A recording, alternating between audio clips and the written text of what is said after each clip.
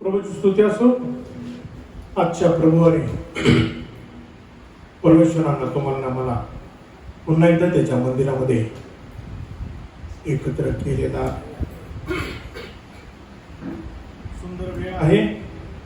परमेश्वरांना त्याच्या आराधनेमध्ये आमचे अंतःकरण तयार केलेले आहेत आणि देवाचं वचन सांगतं जिथं दोघे किंवा तिघे माझ्या नावात एकत्र आहेत तिथं येशू ख्रिस्त म्हणतो मी तुमच्यामध्ये उपस्थित आहे. आणि आज येशू ख्रिस्त ज्याची मंडळी तुम्ही आणि आम्ही आहोत, तिची वधू जे तुम्ही आणि आम्ही आहोत, तुमच्या आणि आमच्यामध्ये ख्रिस्ताची उपस्थिती आहे. प्रियानो, तुम्ही आणि आम्ही प्रगटीकरण यामधून निवास मंडपाचा नमुना शिकत आहोत आणि प्रगटीकरणाचा क्रम आणि निवास मंडपाचा क्रम हा सारखाच असल्याचा आम्ही अभ्यासत आहोत. आणि प्रगटीकरणाचे पुस्तक हे नियमशास्त्राच्या क्रमानेच चाललेलं आम्हाला पाहावयास मिळते. येशू ख्रिस्त आम्ही बघितलं की तो छावणीत आला, त्याने त्या ठिकाणी त्याचं परिपूर्ण जीवन जगला आणि त्याने पित्याचं पूर्ण आज्ञापालन केलेलं आहे. येशू ख्रिस्त नंतर होमवेदीवर गेलेला आहे आणि होमवेदीवर त्याने अखिल मानव जातीसाठी वधस्तंभावर मरण सोसलेलं आहे. आणि मग आम्ही पाहतो की येशू ख्रिस्त त्या गंगाळाजवळ गेलेला आहे आणि त्या ठिकाणी आम्हाला पाहायला मिळतं की त्याचं पुनरुत्थान आहे आणि एक दिवस तुमचं आणि आमचं सुद्धा पुनरुत्थान होणार आहे. आम्ही मागील शास्त्र अभ्यासामध्ये आम्ही शिकलेलो आहोत की पहिल्या आदमाच्या द्वारे मनुष्यामध्ये पाप आलं आणि मरण त्याच्या जीवनात आलेलं, अखिल मानव जातीच्या जीवनात मरण आलेलं आहे. पण दुसरा आदाम, जो शेवटचा आदाम येशू ख्रिस्त आहे, त्याच्या पुनरुत्थानाच्या द्वारे तुमच्या आणि आमच्या जीवनामध्ये ती आशा निर्माण झालेली आहे, ती खात्री निर्माण झालेली आहे की ख्रिस्तासारखं तुम्ही आणि आम्ही सुद्धा पुनरुत्थित होणार आहे. आणि आम्हाला पाहायला मिळते येशू ख्रिस्त त्या गंगाळाजवळ तो काय झालेला आहे, पुनरुत्थित झालेला आहे. मग आम्ही बघितलं की येशू ख्रिस्त स्वर्गामध्ये आलेला आहे आणि त्याचं स्वर्गारोहण झालं आणि मग तो स्वर्गारोहण झाल्यानंतर तो पवित्र स्थानात आलेला आहे. आणि मग आम्ही प्रगटीकरणामध्ये बघत आहे की पहिल्यांदा योहानानं येशू ख्रिस्ताला कुठं बघितलं असेल तर येशू ख्रिस्ताला त्याने दीपस्तंभाजवळ बघितलेलं आहे आणि दीपस्तंभाजवळ तो मंडळीसाठी कार्य करत आहे. आता मंडळीची स्थापना ख्रिस्ताने केलेली आहे, 5 पदरी सेवा मंडळीला दिलेली आहे आणि पेंटिकॉस्टच्या दिवशी पवित्र आत्मा पाठवलेला आहे. आणि आम्ही पाहत आहोत की पूर्ण नमुना जो आहे हा पवित्र आत्म्याच्या अभिषेकाच्या द्वारे झालेला आहे. प्रियानो, परमेश्वराचं सर्व कार्य जे आहे ते पवित्र आत्म्याच्या सामर्थ्यानं झालेलं आम्हाला पाहायला मिळत आहे. आम्हाला पाहायला मिळतं उत्पत्तीमध्ये देवाचा आत्मा काय करत होता, जलाशयावर तळपत होता आणि तो आत्मा आहे जो तुम्हाला आम्हाला सामर्थ्य देतो आणि त्या आत्म्याच्या द्वारेच सर्व काही चाललेलं आहे. आणि आम्हाला पाहायला मिळते की तो या दीपस्तंभावर मंडळीला त्याच्या वचनाचा काय करत आहे, प्रकाश देत आहे, तो प्रगटीकरण देत आहे आणि मंडळीला त्या प्रकाशाची, त्या प्रगटीकरणाची कमतरता पडणार नाही ना याची तो खात्री करत आहे. आणि मग आम्ही पाहतो की तो काय केलेला आहे, त्या मेजाजवळ गेलेला आहे आणि या मेजावर तो काय करत आहे, मंडळीला त्याच्या वचनाने, रेमाने तो काय करत आहे, बोललेल्या शब्दाने तो त्या मंडळीला भरवत आहे. तो प्रमुख याजक म्हणून आज तो काय करत आहे, तो खात्री करत आहे की माझ्या मंडळीला माझ्या वचनाची कमतरता तर पडणार नाही ना. आणि मंडळीला तो त्याच्या वचनानं काय करत आहे, तृप्त करत आहे. आणि मग आम्ही बघितलं की तो पुढचं कार्य काय करत आहे, तो या सोन्याच्या धूप वेदीवर मंडळीसाठी मध्यस्थी करत आहे.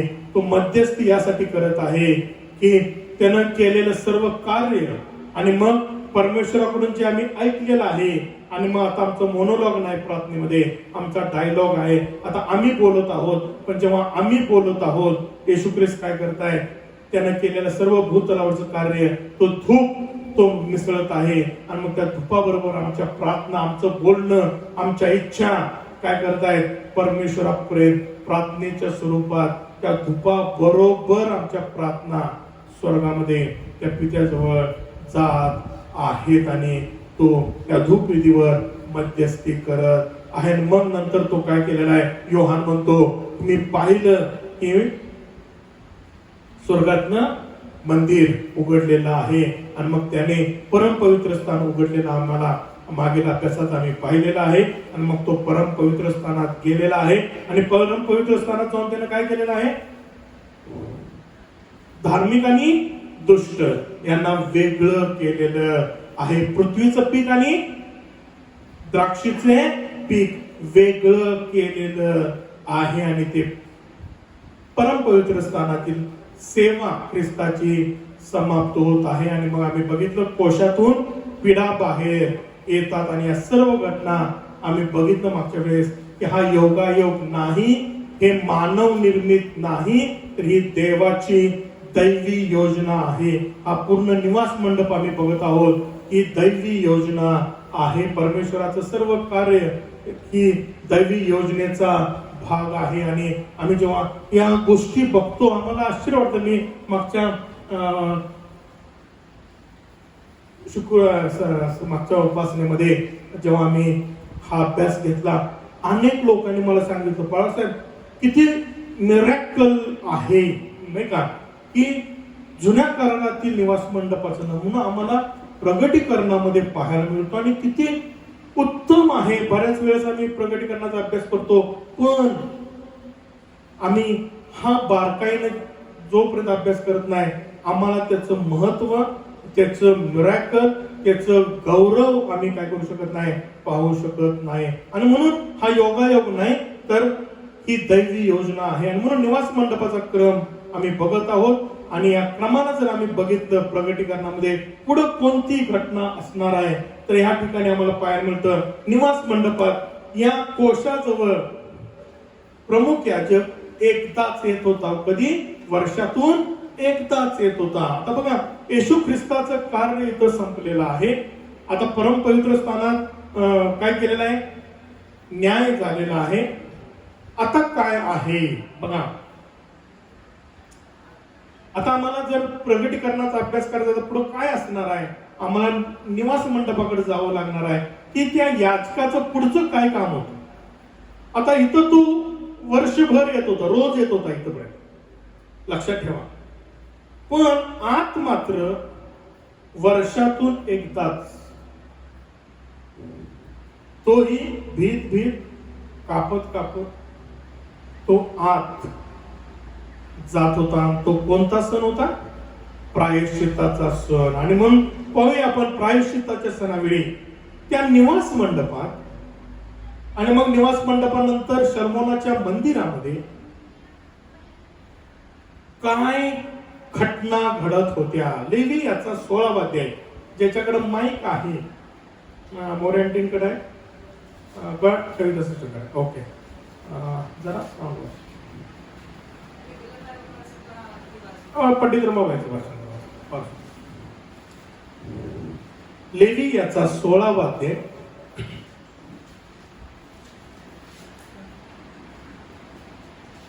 लेवी याचा 16वा अध्याय 1 ते 7 वचन. प्रायश्चित्ताच्या वार्षिक सणाचा विधी.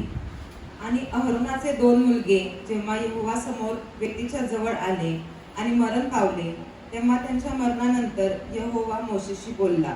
आणि यहोवाने मोशेला सांगितले, तू आपला भाऊ अहरोन याला सांग की तू मरू नये म्हणून तू वाटेल तेव्हा पवित्र स्थानात पडद्याच्या आत कोशावर असलेल्या दयासनासमोर येऊ नये. आता या ठिकाणी आम्हाला पाहायला मिळतं की परमेश्वरानं अहरोनाला काय सांगितलं, आज्ञा दिली की परमेश्वरासमोर भलत्या वेळी या कोशाजवळ जे दयासन आहे त्या ठिकाणी जाऊ नकोस. म्हणजे भलत्या वेळी तो प्रमुख याजक ही जाऊ शकत नव्हता. कारण मी दयासनावरील मेघात प्रगट होईल. अहरोन पवित्र स्थानात येईल तेव्हा त्याने पापार्पणासाठी एक घोडा व होमार्पणासाठी एक मेंढा हे घेऊन यावे. त्याने तागाच्या कापडाचा पवित्र झगा घालावा व त्याने तागाच्या कापडाचा चोळणा अंगात घालावा आणि तागाच्या कापडाचा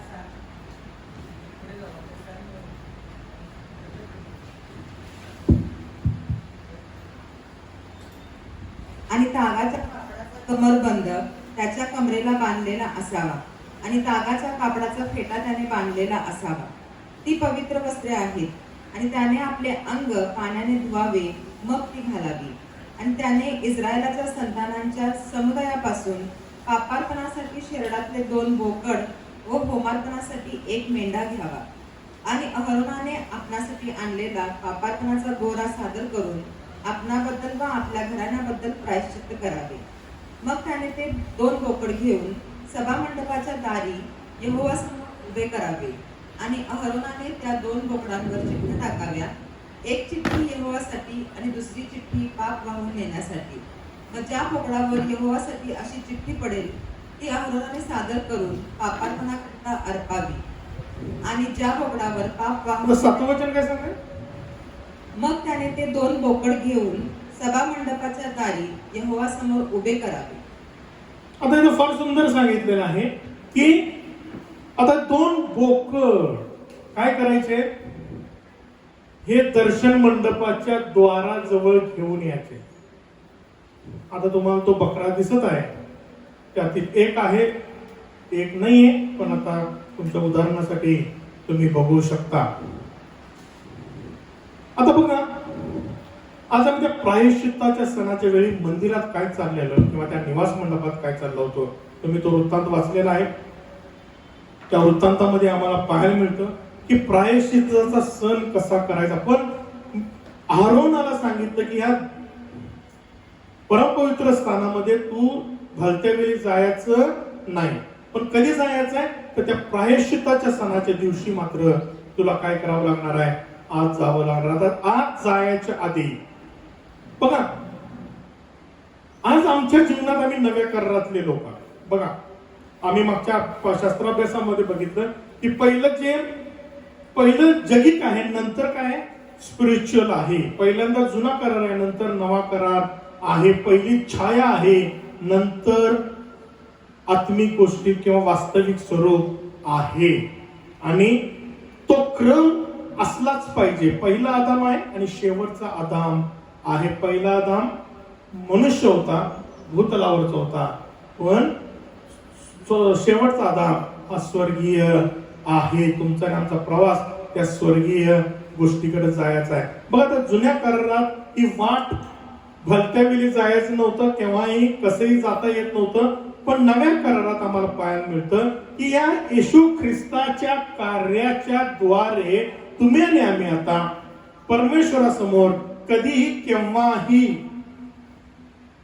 कसंही जाऊ शकत नाही, पण केव्हाही कधीही आणि धैर्यानं आम्ही आता परमेश्वरासमोर त्या दयासनासमोर आम्ही जाऊ शकतो. प्रियानो, ख्रिस्तानं वधस्तंभावरच्या कार्याच्या द्वारे ही वाट काय केलेली आहे? आमच्यासाठी मोकळी केलेली आहे. प्रियानो, हा बदललेला नातेसंबंध आहे. लक्षात ठेवा, जुन्या करारातला नातेसंबंध आहे, वर्षातून एकदाच जात होता, कारण ते एक छाया होती. पण आता बदललेला नातेसंबंध आहे नव्या करारात. तुम्ही आणि आम्ही आत्मिक ख्रिस्ती विश्वासणारे आहोत. आम्ही देवाचे आत्मिक पुत्र आहोत. आम्ही आत्मिक इस्रायल आहोत. आणि आता बदललेला नातेसंबंध असा आहे, आता आम्ही मात्र भीत कापत ठराविक वेळेतच आम्ही जायचं नाही, तर आम्ही कधीही केव्हाही कुठेही परमेश्वरासमोर आम्ही जाऊ शकतो. हे बदललेला नातेसंबंध आहे, हे आम्ही नीट समजून घेणं गरजेचं आहे. हे नव्या करारातील नातेसंबंध आहेत, जो जुन्या करारात आम्हाला पाहायला मिळत नाही. 7वं वचन सांगते, मग त्याने 2 बकरे घेऊन दर्शन मंडपाच्या दारापाशी परमेश्वरासमोर उभे करावे. आता या ठिकाणी एक विशिष्ट अर्पणाची पद्धत आम्हाला पाहायला मिळते. कारण आम्ही पाहतो की इतर अर्पण जेव्हा आणले जात होते तेव्हा तो आणणारा जो असतो तोच त्या अर्पणाची निवड करत असे. आता आपण पुढच्या वेळेपासून थोडा अर्पणांचा सुद्धा अभ्यास करणार आहे. आणि अर्पण जी आणली होती ती अर्पण निर्दोष, निष्कलंक, हातपाय वाकडे नसलेलं किंवा डाग विरहित आहे की नाही ते कोणी ठरवायचं होतं? बाकीच्या सगळ्या अर्पणामध्ये जो आणणार आहे तो ठरवत असे. पण आम्हाला पाहायला मिळतं की मग असं अर्पण ज्याने आणलेलं आहे तो आणायचा आणि मग याजक तो काय करायचा? स्वीकारत असे. पण या ठिकाणी आम्हाला अर्पणाची दुसरी पद्धत आम्हाला फक्त याच अर्पणामध्ये पाहायला मिळते. या ठिकाणी 2 बकरे आणले जात होते आणि 2 बकरे परमेश्वरासमोर त्या दर्शन मंडपात, परमेश्वराचं दर्शन मंडप जो निवास मंडपाचा दर्शन मंडप आहे, इथून हा भाग सगळा तो स्वर्गाचं दर्शक आहे. लक्षात ठेवा, परमेश्वराच्या घराचं दर्शक आहे. आणि मग त्या बाहेर इथं काय केलं जायचं? आणलं जात होतं. आता बघा, अनेकांना तिथं आणलं जात होतं नाही का? कुणाला आणलं जात होतं? निर्गम 40 मध्ये आम्हाला पाहायला मिळतं की याजकांना, त्याच्या लेकरांना शुद्ध करण्यासाठी ही दर्शन मंडपाच्या द्वाराजवळ आणलं जात होतं. लक्षात ठेवा. आणि आता 2 कोकरे सुद्धा काय केलेले आहेत? आणले गेलेले आहेत. आता 2 कोकरे आहेत. आता 2 कोकऱ्यांच्या नावावर काय केलेले आहे? चिठ्ठ्या टाकलेल्या आहेत. आता हे दोन्ही बकरे जिवंत घेऊन याचे आहेत. जिवंत.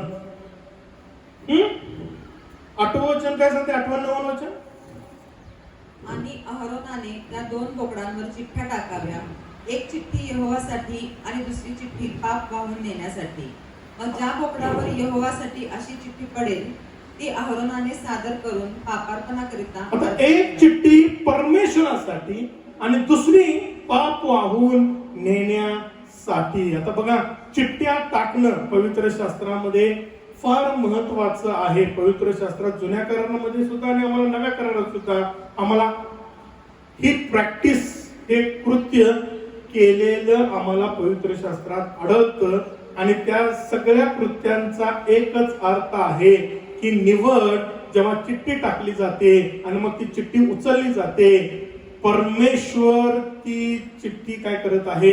निवडत आहे. ज्या ज्या ठिकाणी चिठ्ठ्या बघितलेल्या आहेत आपण, ती परमेश्वरानं ते निवडलेलं आहे. त्याचं हे दर्शक आहे. आता अर्पण निवडतोय कोण? 2 अर्पणातील निवड करण्याचा अधिकार कोणाचा आहे?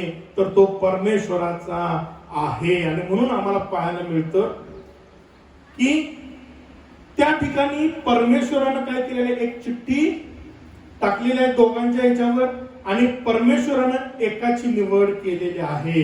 आणि तो जी परमेश्वरानं निवड केलेली आहे तोच त्या वेदीवर काय केलेलं आहे? त्याचं अर्पण केलेलं आहे. बघा, आता अर्पण करणारा कोकरा जो येशू ख्रिस्त होता, त्याची निवड कोणी केलेली आहे? परमेश्वराने केलेली आहे. समजतंय? प्रकटीकरणामध्ये असं लिहिलेलं आहे की येशू ख्रिस्त हा जगाच्या स्थापनेपूर्वीच वधलेला कोकरा आहे. त्याची निवड परमेश्वरानं केलेली आहे. आम्हाला पाहायला मिळतं की अब्रामानं जेव्हा इसाकाचं अर्पण केलं किंवा करणार होता, तेव्हा परमेश्वर म्हणतो की मी पाहून देणारा परमेश्वर आहे. यहोवा जायरा, पाहून तुमची गरज जाणून देणारा. आणि मानवाची गरज परमेश्वराने जाणली आणि जगाच्या स्थापनेपूर्वीच येशू ख्रिस्ताला त्यानं निवडलं. पण इथं कोकरा निवडायचं जे आहे ते परमेश्वराने दाखवलं की हा कोकरा मी निवडलेला आहे. आता अजून एक निवडल्याचं चिन्ह आम्हाला पाहायला मिळतं. त्या कोशामध्ये आम्हाला आरोनाची काय दिसते?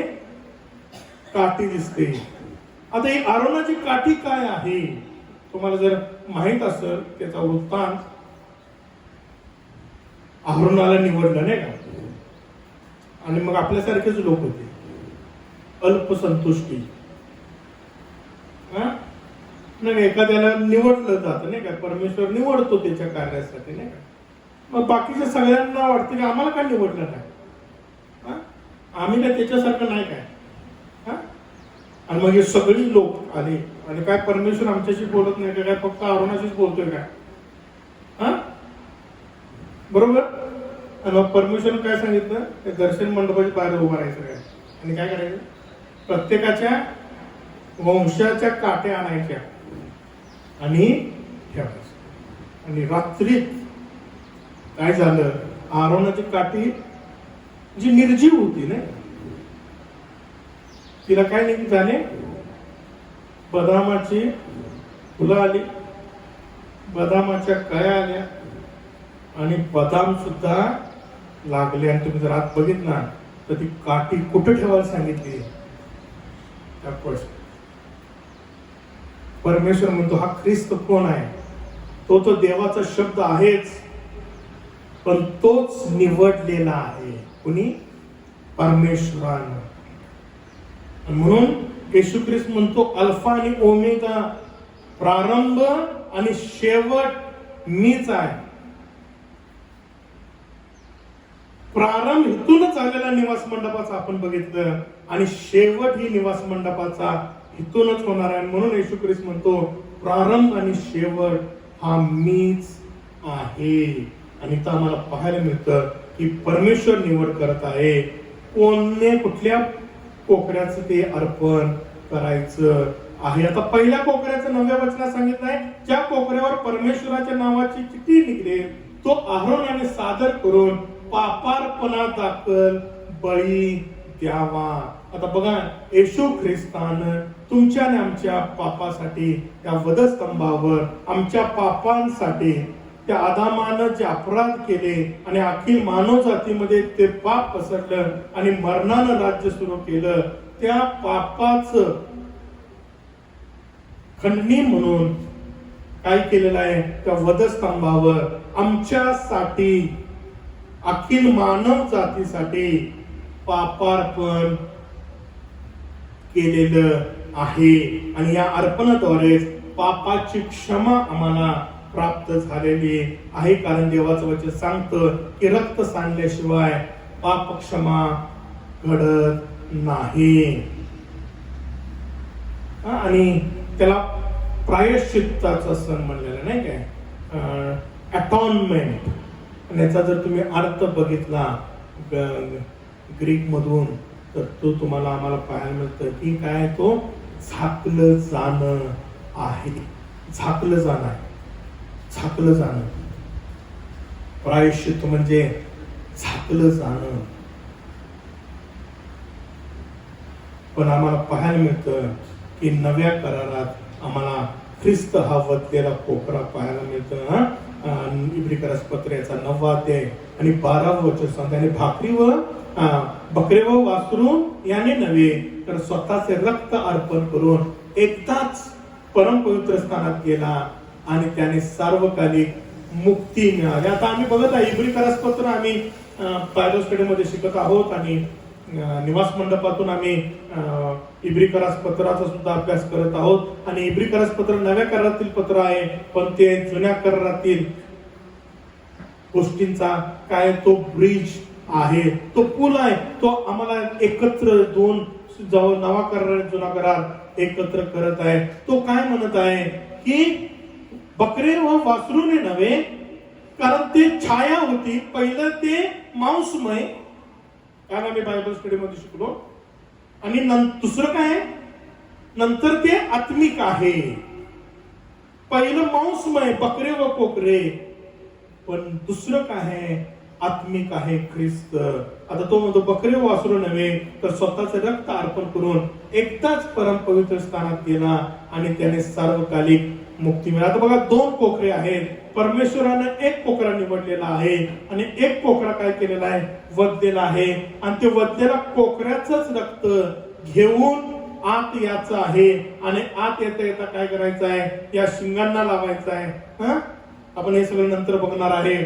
आणि मग नंतर तो आत जाऊन त्या दयासनावर 2 करूबांमध्ये ते 7 वेळेस काय करायचं आहे, शिंपडायचं आहे. 7 वेळेस ख्रिस्ताने 7 वेळेस हे रक्त सांडलेलं आहे. आम्ही अनेकदा त्याचा अभ्यास केलेला आहे, ज्याच्या प्रायश्चित्तामुळे आमच्या पापावर पांघरून घेत फक्त घातलेले नाही, तर आमचं पाप कायमचं घालवलेलं आहे. बघा, जुन्या करारात ही छाया होती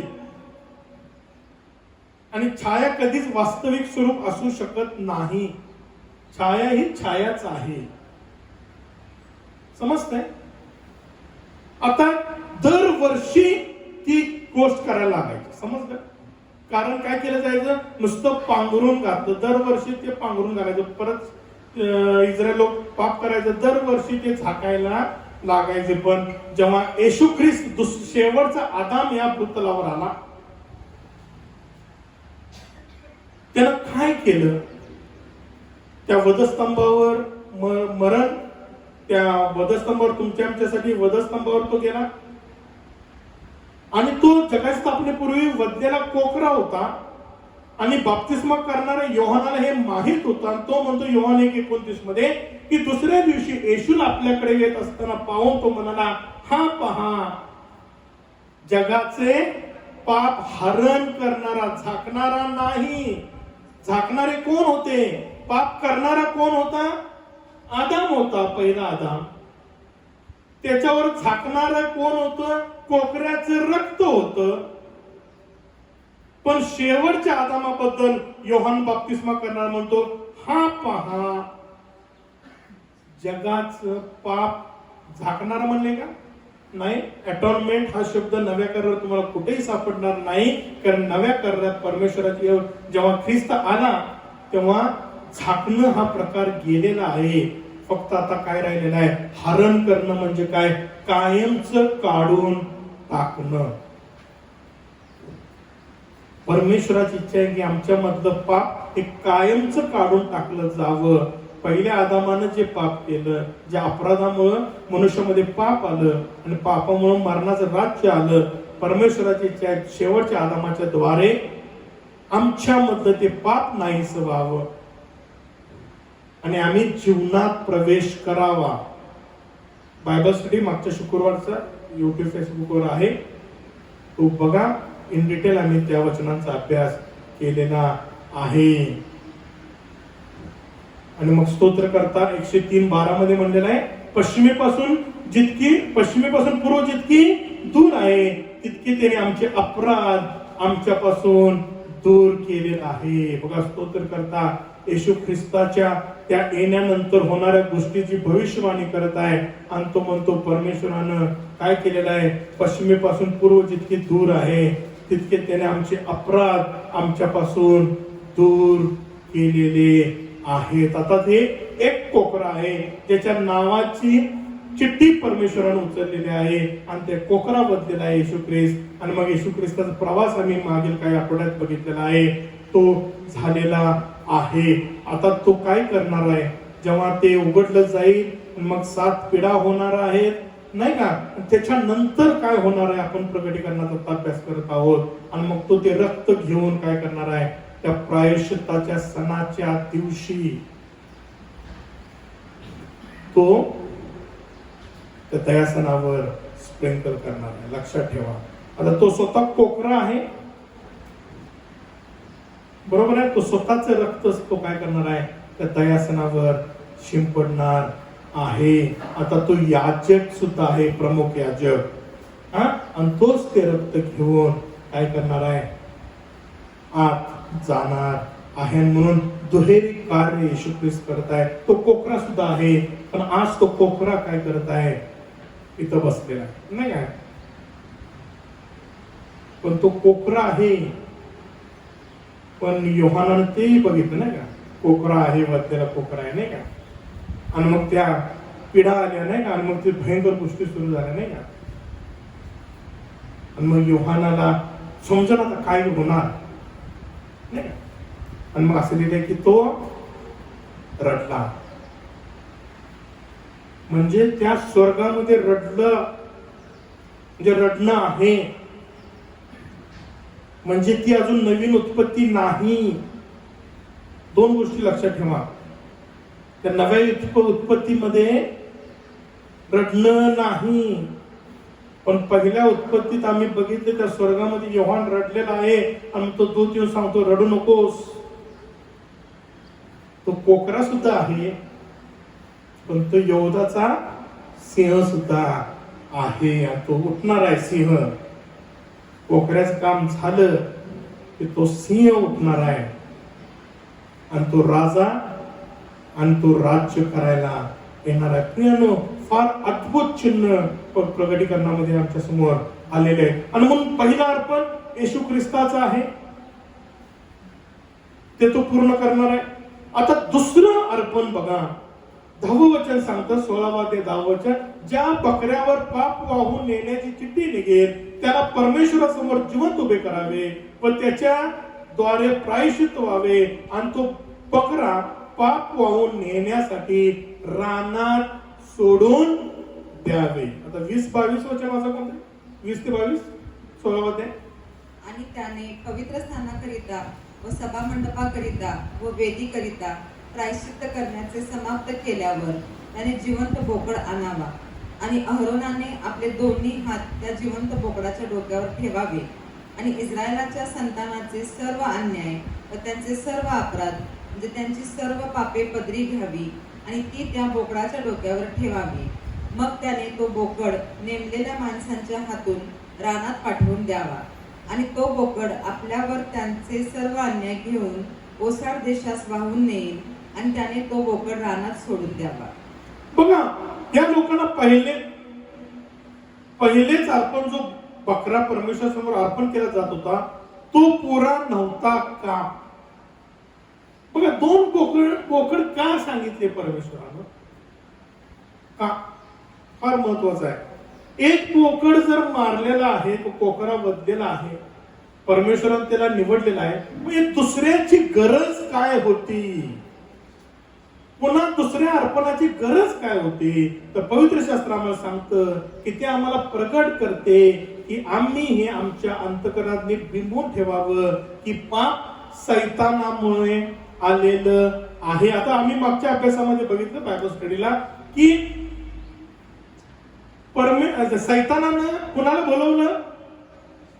स्त्रीला भुलवलं, पण आदामानं जाणून बुजून ते पाप केलं. लक्षात ठेवा, सैतान आदामाकडे आलेला नाही. तो सैतान कुणाकडे आला? स्त्रीकडे आला. स्त्री भुलली आणि आदामाला आज्ञा माहित होती, तो भुलला नाही. तर ते जाणून बुजून केलेलं काय होतं? पाप होतं.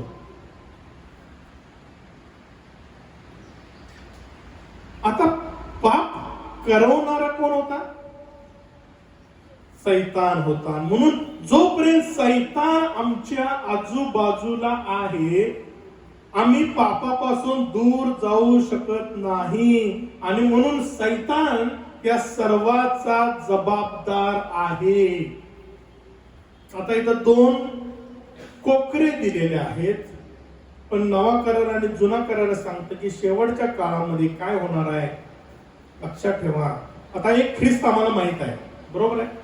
तो वधलेला आहे, तो वधस्तंभी गेलेला आहे, तो पुन्हा येणार आहे, आम्हाला माहित आहे. पण पवित्र शास्त्र आम्हाला पुन्हा पुन्हा सांगत आहे की ते शेवटच्या काळामध्ये त्याच्यासारखं डुप्लिकेट अनेक येणार आहे. समजते तुम्हाला? त्याला काय म्हणलेलं आहे? Anti Christ. तो ख्रिस्त विरोधक म्हणलेला आहे, पण तो ख्रिस्त विरोधक नाही. तो ख्रिस्ताचा डुप्लिकेट येणार आहे. थोडक्यात ख्रिस्ताला विरोध करणार नाही, तर तो वचनातूनच तो काय करणार आहे? लोकांना फसवणार आहे. आणि ख्रिस्तासारखंच तो असं लिहिलेलं आहे की त्याचे दूत पण काय देवाच्या दूतासारखंच रूप धारण करून ते काय करणार आहेत? येणार आहेत. आणि म्हणून ते डुप्लिकेट असा तो येणार आहे. आणि म्हणून इथं आम्हाला 2 गोष्टी एकसारख्या दिसतात. एक ख्रिस्त जो परमेश्वराने निवडलेला आहे आणि एक तो डुप्लिकेट आहे, ज्याच्यामुळे मानवामध्ये पाप आलेला आहे, मानव अपराधामध्ये पडलेला आहे आणि मरण मनुष्यामध्ये आलेलं आहे. आणि म्हणून आदामाला हवेला पापात कोणी टाकलं तर सापाच्या रूपात तो लुसिफर जो सैतान म्हणलेला आहे तो आला आणि त्याने त्यांना भुरळ घातली, हवेला भुरळ घातली. आणि सैतान हवेला म्हणाला, कारण देवाला जे ठाऊक आहे, कारण देवाला हे ठाऊक आहे की तुम्ही त्याचे फळ खाल त्याच दिवशी तुमचे डोळे उघडतील आणि देवासारखे बरे वाईट जाणणारे तुम्ही व्हाल.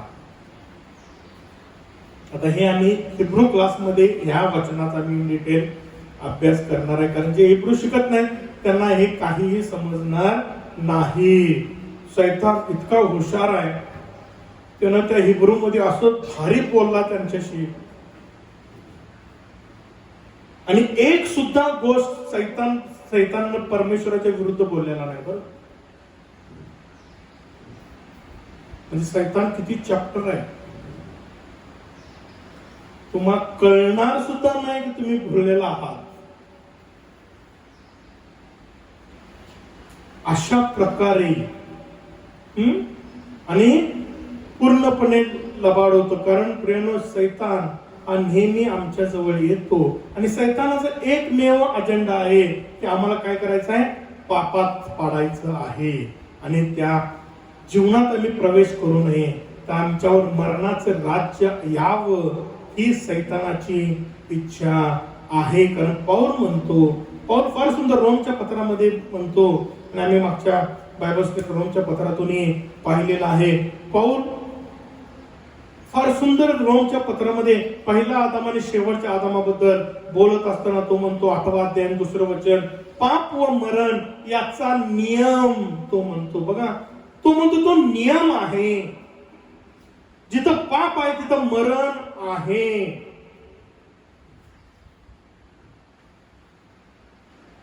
पाप आहे, एका मनुष्याच्या अपराधामुळे पाप जगात आलं आणि मरणाचं राज्य अखिल मानव जातीवर आलं. बघा, आणि इतकं असं होतं की ज्यांनी पाप केलं नाही आदामाप्रमाणे त्यांच्यावरही ते मरणानं काय केलेलं आहे, राज्य केलेलं आहे. किती भयंकर बघा होतं ते.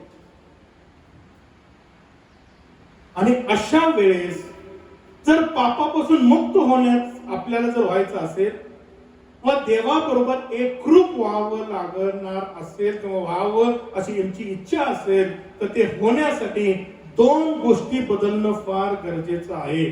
जर मला देवाबरोबर एकरूप व्हायचं आहे तर मला पहिलं पाप मुक्त व्हायला पाहिजे. बरोबर आहे, मला पाप मुक्त व्हायला पाहिजे, पापाची क्षमा व्हायला पाहिजे. म्हणून शेवटच्या आदामाने काय केलेलं आहे, आम्हाला नीतिमान बनवलेलं आहे आणि आम्हाला जीवन दिलेलं आहे यासाठी की आम्ही परमेश्वराबरोबर एकरूप व्हावं आणि त्या परमेश्वराच्या सार्वकालिक जीवनामध्ये आम्ही जावं आणि त्या जीवनात आमच्यावर राज्य करावं. पण हे जर घडायचं असेल तर आमच्या जीवनात 2 गोष्टी होणे अगत्याचं आहे. पहिली गोष्ट, मनुष्याचा स्वभाव बदलणं गरजेचं आहे. आम्ही मागच्या बायबल स्टडी मध्ये बघितलं, आदामाच्या अपराधामुळे मानवामध्ये मरणाचं राज्य आलेलं आहे. पहिलं मरण आमच्यामध्ये आलेलं आहे. ज्यांनी पाप केलं, ज्यांनी पाप नाही केलं, त्या सर्वांवर ते मरण आलेलं आहे. पण आम्ही बघितलं की आदामाच्या त्या अपराधांमुळे किंवा त्याचा परिणाम जो मरण आलेला आहे त्याचा आणि आमच्या दुसऱ्या मरणाचा काहीही संबंध नाही. तर दुसरं मरण याचं का नाही ही फक्त माझी जबाबदारी आहे, माझ्यावर आहे. आणि म्हणून मला जर दुसरं मरण येऊ नये असं जर मला वाटत असेल, मला जर ते जीवन पाहिजे आहे, ज्याला ख्रिस्त लाभलेला त्याला जीवन लाभलेलं आहे, ज्याला दुसरा आदाम शेवटचा आदाम लाभलेला आहे त्याला जीवन लाभलेलं आहे, तर ही माझी जबाबदारी आहे. मी कुणाच्या आधिपत्याखाली जीवन जगत आहे? मी त्या पहिल्या आदामाच्या आधिपत्याखाली जगत आहे का ख्रिस्त म्हणलेल्या शेवटच्या आदामाच्या आधिपत्याखाली जगत आहे? जर मला ख्रिस्त म्हणलेल्या शेवटच्या आदामामध्ये जर मला जगायचं आहे तर माझा स्वभाव, मला बदलणं आम्ही बघितलं.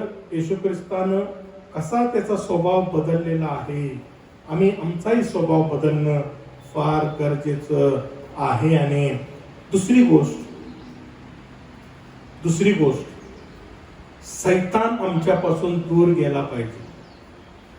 सैतानाला आमच्यापासून दूर करणं गरजेचं आहे. बघा, दोन गोष्टी आहेत. जोपर्यंत सैतान माझ्या जवळ आहे, मी मोहात पाडलं जाणार आहे, मी भुरळ घातली मला जाणार आहे आणि मी अपराधामध्ये पडणार आहे. अपराधात पडलं की पाप आलं, पापाचं वेतन मरण आहे. त्या चक्रात मी पडलो. आणि म्हणून ह्या दोन गोष्टी घडणं गरजेचं आहे. आणि दोन्ही एकमेकावर काय आहेत, अवलंबून आहेत. पण प्रायश्चित्ताच्या सणामध्ये त्या दोन्ही गोष्टी पूर्ण केलेल्या आहेत. ख्रिस्ताच्या वधस्तंभावरील अर्पणाच्या द्वारे आम्हाला लक्षात ठेवा, परमेश्वर बघा त्या दोन गोष्टीची पूर्तता होणं गरजेचं आहे. आणि मग येशू ख्रिस्ताच्या त्या पहिल्या अर्पणाच्या द्वारे ते पूर्ण केलेलं आहे. आणि तेव्हाच वचन सांगते की त्याने आम्हाला नवा स्वभाव दिलेला आहे. लक्षात ठेवा, जे बाप्तिस्मा घेणार आहेत त्यांच्यासाठी देवाचं वचन सांगत आहे की देवाची इच्छा आहे, परमेश्वराची इच्छा आहे, आम्ही त्या गंगाजवळ आम्ही काय करायचं आहे, ख्रिस्ताचं वधस्तंभाचं मरण स्वीकारायचं आहे. आणि मग येशू ख्रिस्त ज्याप्रमाणे मेला आणि तो उठला, पुनरुत्थित झाला, तसं आम्ही काय करावं, आम्ही पुनरुत्थित व्हावं. आणि काय झालं, येशू ख्रिस्ताचं दैहिक मध्ये तो मेला, पण गौरवी शरीरात तो काय केला, उठवला गेला. तसं आम्ही दैहिकतेमध्ये मरतो, पण गौरवी शरीरामध्ये नव्या जन्मामध्ये आम्ही काय करतो, उठवले जातो. आणि म्हणून एकदा जगणं आहे, जन्म आहे आमचा, आणि आदामामुळं मरण आमच्यामध्ये आलेलं आहे. समजते, जन्म आहे, मरण आहे.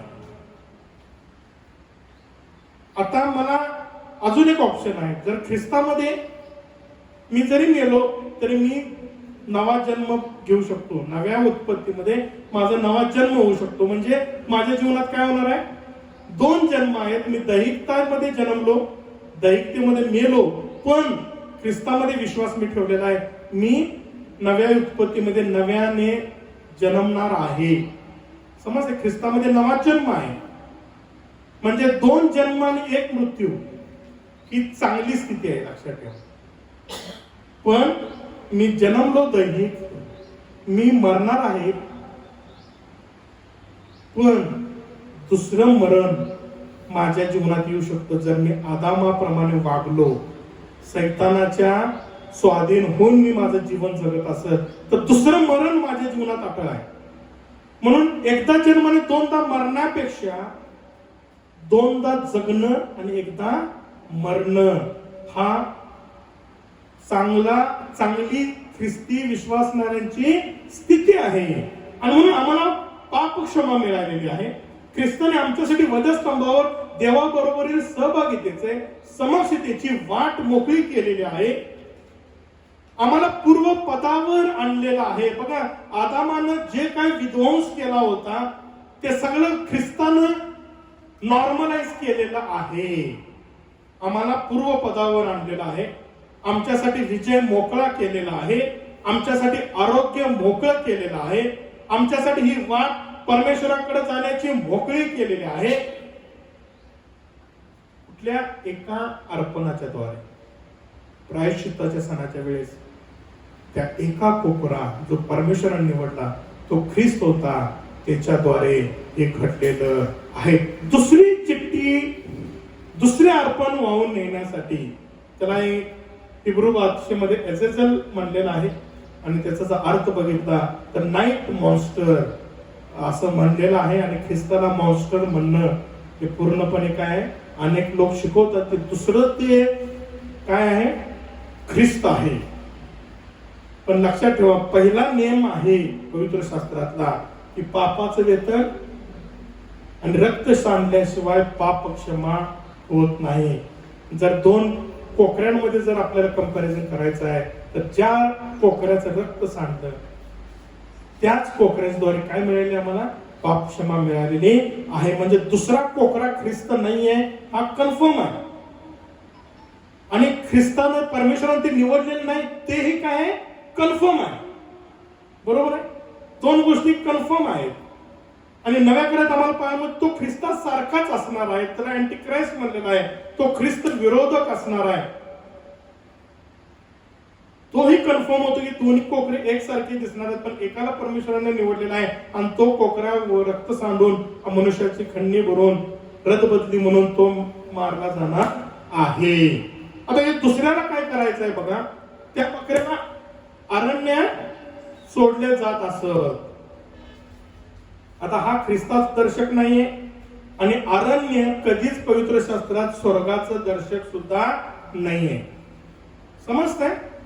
आता बघा, आम्ही बघितलं की ख्रिस्तानं त्या वेशीतून किंवा आम्ही म्हणतो त्या छावणीतून जगाचं दर्शक आहे, नाही का? आणि मग त्या अंगणात आला, अंगण सुद्धा जगाचं दर्शक आहे, नाही का? मग तो स्वर्गात आला. बघा, वद्याला कोकरं कुठं आलाय? स्वर्गात आलाय, लक्षात ठेवा. आता ख्रिस्त कुठं आहे? स्वर्गात आहे. पण या दुसरा कोकरा ख्रिस्त का नसू शकतो? कारण त्याला इकडं आणलेलं नाहीये, तर त्याला कुठं सोडलेलं आहे? बाहेर अरण्यात सोडलेलं आहे. आणि म्हणून अरण्यात ख्रिस्ताला सोडलेलं नाही, तर अरण्यात त्या सैतानाला सोडलेलं आहे. म्हणून सैतानाची उत्पत्ती आम्हाला एचकेल 28 मध्ये पाहायला मिळते. तो करूब होता आणि तो साधा सुद्धा करूब नव्हता, तो परिपूर्ण असा तो होता. आणि मग त्याला गर्भ आला आणि यशया 14 सांगते की त्याने देवा समान होण्याची इच्छा. आपण ऑलरेडी हा संदेश बघितलेला आहे. जेव्हा मी मेजाबद्दल शिकलो तेव्हा आम्हाला बघितलं की त्याला त्या सिंहासनावर काय करायचं होतं? बसायचं होतं. प्रकटीकरण 12 मध्ये आम्हाला पाहायला मिळतं की 1/3 देवदूतांचं पतन झाले आणि त्यांना खाली टाकण्यात आले. म्हणजे स्वर्गातून खाली टाकण्यात आले, पण ते पृथ्वीवर टाकलेले नाहीत. म्हणून पौल इफिच्या मंडळीत म्हणतो, आमचं युद्ध हे हाडामांसांबरोबर नाहीये. हाडमांस कुठं आहे? शरीर जगात आहे. तर आमचं युद्ध आकाशातील दुरात्मा समूह जो हे 1/3 मध्येच आहे, त्यांच्या बरोबर आहे. आणि मग आम्हाला पाहायला मिळतं पहिले योहान 3:8 मध्ये योहान ज्याला प्रगटीकरण दिलेलं आहे तो म्हणतो पाप करणारा सैतान आहे, कारण सैतान प्रारंभापासून पाप करीत आहे. आणि म्हणून जोपर्यंत सैतान आमच्या जवळ आहे, आम्हाला देवाचे आशीर्वाद प्राप्त होऊ शकत नाही. बघा, आदामाला त्या निवास मंडपात किंवा त्या एदेनात ठेवलं होतं, लक्षात ठेवा, इथं ठेवलं होतं. आणि हे एदेनाचं सुद्धा दर्शक आहे. जीवनाचं झाड आत आहे, जिथं जीवन आहे. आणि परमेश्वराने सांगितलं की इथलं सगळं यथेच्छ खा. समजलं? पण पवित्र शास्त्र सांगतं की त्या लुसिफरनं पवित्र स्थान विटाळलेलं आहे. समजतंय? ह्या पवित्र स्थानात त्यानं पाप केलेलं आहे. आता एदेन सुद्धा निवास मंडपाची रचना आहे, निवास मंडपाचाच नमुना आहे. आणि आम्हाला पाहायला मिळतं की त्यांना बाहेर घालवलं आणि मग काय झालेलं आहे? करूब आहेत. आम्हाला पाहायला मिळतं की इथंही आम्हाला काय पाहायला मिळतं? करूब पाहायला मिळतात. आणि म्हणून आम्हाला लक्षात ठेवा, ते आशीर्वादाच्या ठिकाणी होते. बरोबर आहे? सगळं यथेच्छ खा, सगळं काही भरपुरी नव्हतं, आशीर्वाद होते. पण लक्षात ठेवा, जिथं सैतान आहे, तुमच्या जवळ सैतान आला की पहिली गोष्ट करतो की देवाच्या आशीर्वादापासून तुम्हाला काय करतो?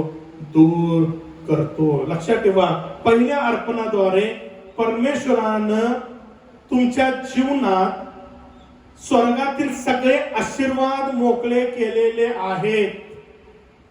समजतंय? आता ख्रिस्त स्वर्गीय आहे. आम्ही ऑलरेडी मागच्या बायबल स्टडीला घेतलं. पहिला आदाम कुठला आहे? जगित आहे. जगिक आशीर्वाद पहिले आणि मग आत्मिक आशीर्वाद, बरोबर आहे. पहिले ते मांसमय, नंतर ते आत्मिक. आता इफिसकरास पत्र पहिला ते काय सांगते, पहिली 4 वचनं, स्वर्गातील सर्व आध्यात्मिक आशीर्वाद देऊन आम्हाला जगाच्या स्थापनेपूर्वीच काय केलेलं आहे, आशीर्वादित केलेलं आहे. पण कोणामध्ये, येशू ख्रिस्तामध्ये. लक्षात ठेवा, ह्या पहिल्या अर्पणामध्ये, पहिलं अर्पण जे झालेलं आहे येशू ख्रिस्ताचं, त्याद्वारे त्यानं स्वर्गातील सर्व आशीर्वाद आम्हाला ऑलरेडी जगाच्या स्थापनेपूर्वी, ज्याप्रमाणे तो वधलेला कोकरा आहे तसं जगाच्या स्थापनेपूर्वीच त्याने तुम्हाला आम्हाला काय दिलेलं आहे, आशीर्वाद दिलेला आहे.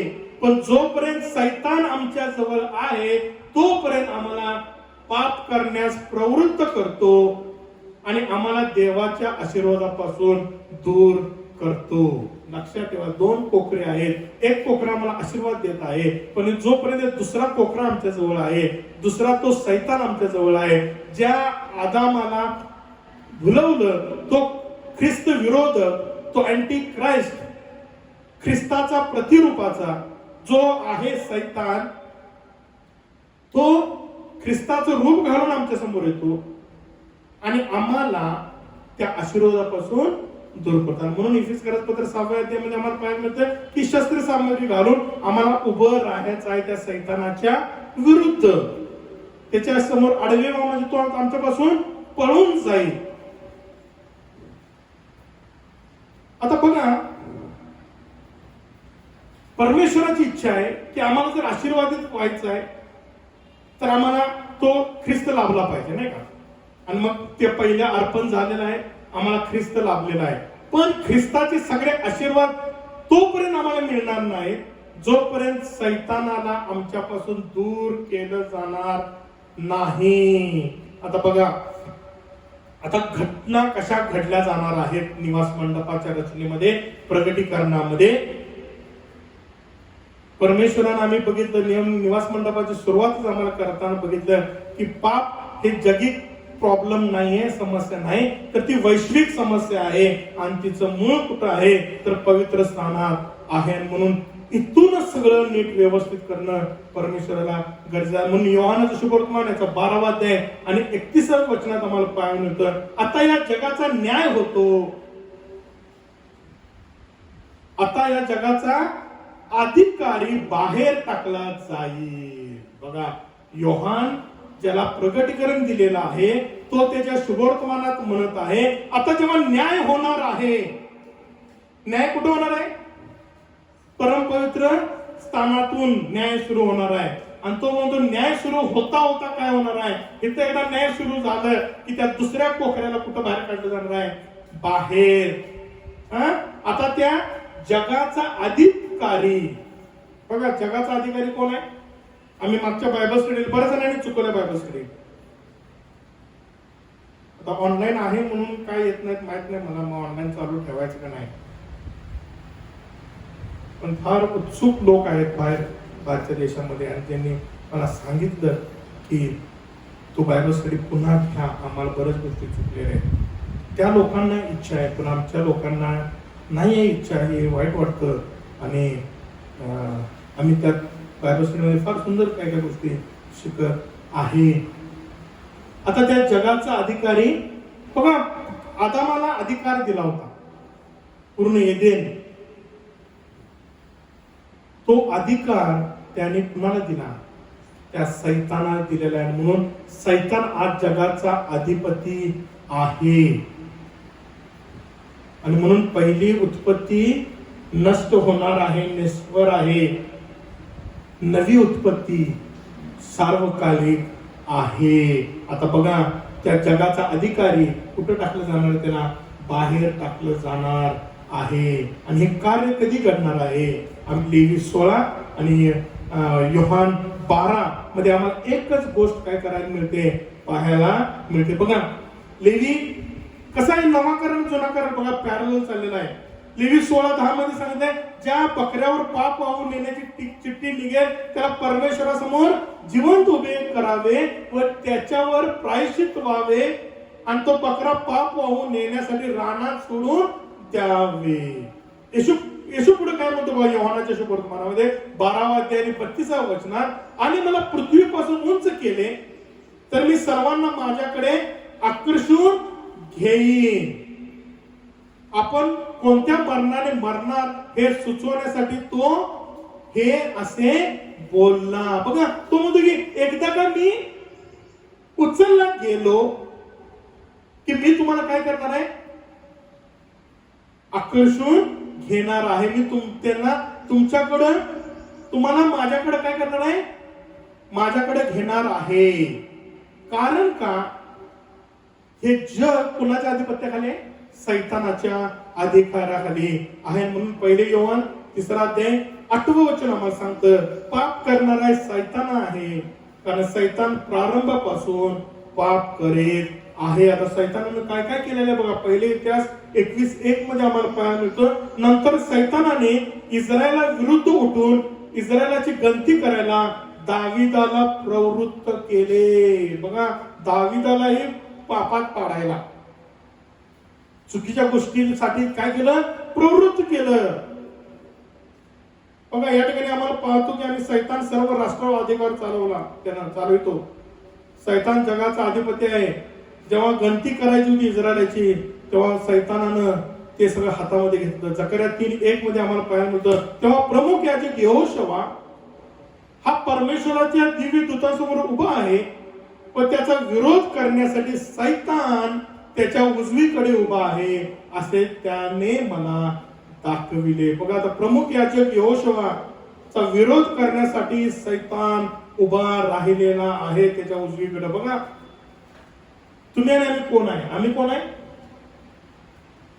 आमची आयडेंटिटी काय आहे, आम्ही कोण आहे, आम्ही याजक आहे. जर जुन्या करारात ती अपवाद वगळलेला नाही तर आजच्या काला विरोध करण्यासाठी सैतान त्याच्या जवळ उभा असलेलं देवाच्या सेवकांना पाहिलेला आहे.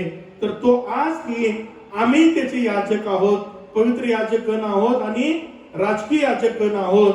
सैतान आमच्याही उजवीकडे तो उभा आहे आम्हाला विरोध करण्यासाठी. त्याचा प्रगटीकरणामध्ये जर आम्ही नव्या करारात जर आम्ही बघितलं, प्रेषितांच्या कृत्यांमध्ये आम्हाला पाहायला मिळते की पहिल्या मंडळीमध्ये सुद्धा सैतान नेहमी त्यांच्या सेवकांच्या जवळ उभा होता आणि मंडळीला विरोध करण्यासाठी नेहमी तयार होता. प्रेषित घरी जाऊन वाचा 8 अध्याय 6 ते 9 वचनांमध्ये आम्हाला पाहायला मिळतं की सैतान मंडळीमध्ये येत आहे. शिमोन जादूगाराच्या रूपामध्ये तो सैतान होता आणि त्याने काय केलेलं आहे, फसवायला सुरू केलेलं आहे. खोटे शिक्षकांच्या द्वारे सैतान मंडळीत येत आहे, खोट्या संदेशकांच्या द्वारे तो मंडळीत काय करत आहे, येत आहे आणि देवाच्या आशीर्वादापासून मंडळीला वंचित करत आहे. तो मंडळीला त्या आशीर्वादापासून दूर करण्याचं काम करत आहे. आणि म्हणून आम्हाला पाहायला मिळतं ज्या बकऱ्यावर लेवी 16:10 मध्ये आम्हाला पाहायला मिळतं, पाप वाहून नेण्याची चिठ्ठी निघेल त्याला परमेश्वरासमोर जिवंत उभे करावे व त्याच्याद्वारे प्रायश्चित्त व्हावे आणि तो बकरा पाप वाहून नेण्यासाठी त्याला रानात सोडावे.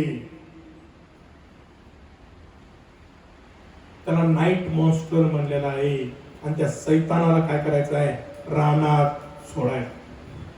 आता आम्ही काय बघितलं, जुन्या करारातील निवास मंडपाची घटना बघितली, बरोबर आहे. आता आम्ही अभ्यास कशाच करत आहोत, प्रगटीकरणामध्ये, नाही का.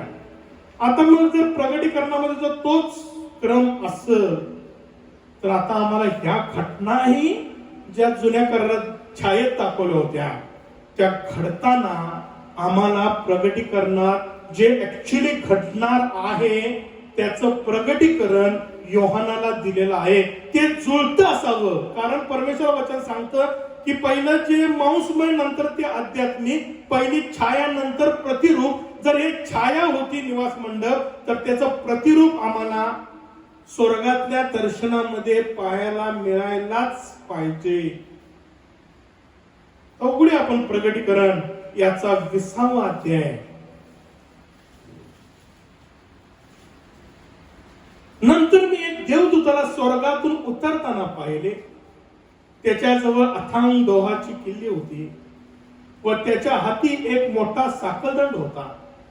त्याने दियाबल, आता बघा, त्याने दियाबल व सैतान म्हटलेला जुनाट साप, आता इथं बघा तोच हिब्रू शब्द आहे ज्याला अजेजल म्हणलेला आहे, ज्याचं इंग्लिश ट्रान्सलेशन आहे नाईट मॉन्स्टर आहे. प्रगटीकरण त्याला म्हणतं की तो जुनाट साप आहे, तो अजगर. आता बघा तिथं साप पण म्हणलेला आहे आणि अजगर सुद्धा म्हणलेला आहे. याला धरले आणि त्याने 1000 वर्षापर्यंत बांधलेल्या अवस्थेत पडून राहावे म्हणून त्याला त्या अथांग डोहात टाकून दिले. आणि ती 1000 वर्षे पूर्ण होईपर्यंत त्याने राष्ट्रास आणखी ठकवू नये म्हणून वरून बंद करून त्यावर शिक्का मारला. त्यानंतर त्याला थोडा वेळ सोडले पाहिजे. आता इथं आपण थांबूया. का सोडल्यानंतर काय होणार आहे, काय होणार आहे, ते 1000 वर्षे काय असणार आहेत, आपण नंतर आपण अभ्यास करणार आहे. आता लेवी 16:10 मध्ये आम्हाला म्हणलं, ज्या कोकऱ्यावर पाप वाहून नेण्याची ती निघाली त्याला परमेश्वरासमोर जिवंत करावे व त्याच्या द्वारे प्रायश्चित व्हावे आणि तो बकरा पाप वाहून नेण्यासाठी रानात सोडून द्यावे. आता बघा निवास मंडपामध्ये त्या दुसऱ्या कोकऱ्याला अरण्यात किंवा रानात सोडण्यात येते. प्रगटीकरण पुस्तकाच्या अध्याय 20 मध्ये आम्ही हेच घडताना पाहत आहोत. आता शेवटच्या पायरीकडे आपण येणार आहे. आता आमच्या पुढे शेवटची पायरी कोणती आहे? ख्रिस्त पुन्हा छावणीत येत आहे. बघा, पहिला कोकरा अर्पण झालेला आहे, प्रायश्चित्त झालेलं आहे, पापाची क्षमा झालेली आहे. त्या दुसऱ्या कोकऱ्याला कुठं नेलेला आहे? अरण्यात टाकलेलं आहे. प्रगटीकरण मध्ये ते अरण्य काय ते त्याला बांधून ती 1000 वर्ष डोहात टाकलं जाणार आहे. आता बघा सण बघा कसे आहेत. पहिला सण कुठला आहे? ओलांडणाचा सण, वेदीवरचा सण, येशू ख्रिस्ताचं मरण आहे. दुसरा बेखमीर भाकरीचा सण आहे, त्याला फुलं जाणं आहे. तिसरा प्रथम फळाचा सण आहे, गंगाळाजवळ तो पुनरुत्थित झाला. नंतर पेंटिकॉसचा सण आहे, जिथं पवित्र आत्मा पाठवला, मंडळीची स्थापना झाली. नंतर आता हे जे आता तुम्ही जे सांगितले, ओलांडणाचा सण, बेखमीर भाकरीचा सण, प्रथम फळाचा सण आणि पेंटिकॉस्ट सण, हे कुठले सण आहेत? कुठल्या हंगामात? शरद ऋतूतील सण आहेत. आता शरद ऋतूनंतर कुठले ऋतू आहे? वसंत ऋतू. वसंत ऋतू अजून सुरू व्हायचा आहे पवित्र शास्त्रात. वसंत ऋतूचा पहिला सण कुठला आहे? तुतार्याचा सण. तुतार्याचा सण अजून येशू ख्रिस्त करणार आहे. तो तुतार्याच्या सणा दिवशी येणार आहे आम्हाला घ्यायला. बरोबर.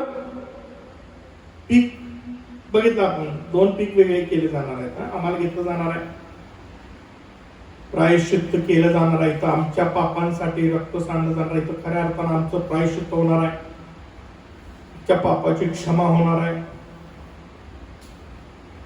जे रक्त सांडलंय 2000 वर्षापूर्वी, त्याचं प्रतिफळ आम्हाला काय मिळणार? या प्रायश्चित्ताच्या सणाच्या दिवशी आम्हाला निर्दोष, निष्कलंक, पवित्र आणि ख्रिस्ताबरोबर सहवारीस केलं जाणार आहे. आता राहिला कुठला सण? किती सण आहेत? 7 सण आहेत. किती सण पूर्ण केलेत ख्रिस्तानं? किती सण राहिले? 3 सण. तुताऱ्याचा सण, येशू ख्रिस्त येणार आहे. प्रायश्चित्त सण, आमच्या पापाचं प्रायश्चित्त तो करणार आहे.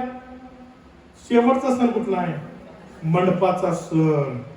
बघा, आता मंडपाचा सण हा शेवटचा सण आहे. समजतंय? आणि म्हणून येशू ख्रिस्त म्हणतो, मला प्रारंभी शेवट माहित आहे, तो म्हणजे मी अल्फा पण आहे आणि ओमेगा पण. आता जिथं आलो तिथंच ते समाप्त होत आहे. कसं बघा,